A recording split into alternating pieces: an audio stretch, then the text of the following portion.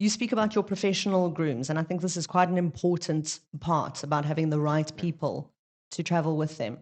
What are their duties? You've mentioned that, like, having to give them water, but it goes obviously far beyond that in a bad situation. So, I mean, these are professional grooms. It's what they do for a living. They earn their money from it. I mean, you're talking about guys that are flying with the Olympic level horses. They're flying all the time, once a week. These guys go through the extra thick passports in less than 6 months. Oh, They fly on a regular basis. it's a pretty cool job to have. So they're obviously monitoring your horse. They're monitoring the horses for signs of anything.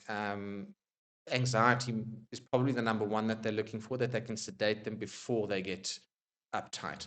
Having horse freak out on a plane mid-air is not something that you want. Again, there's very little that you can do once they're up there.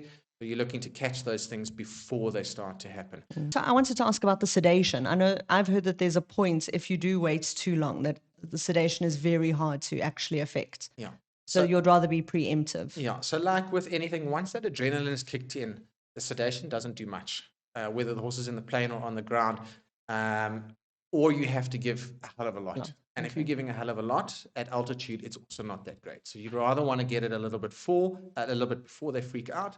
So you really are looking at signs for them if they're getting a little bit anxious, if they're getting a little bit nervous.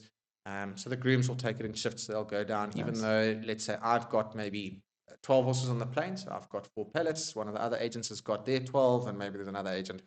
The grooms, even though they've got their specific horses that they're assigned to, they'll go down and give it rotating shifts. So every hour there's probably a groom that's going out, taking a walk through, listening. But it's also mutual. None of us want to be on a plane with a freaking out horse. So Look, also, I think we're all horse people at the end of the day, and no one wants to see a horse injured.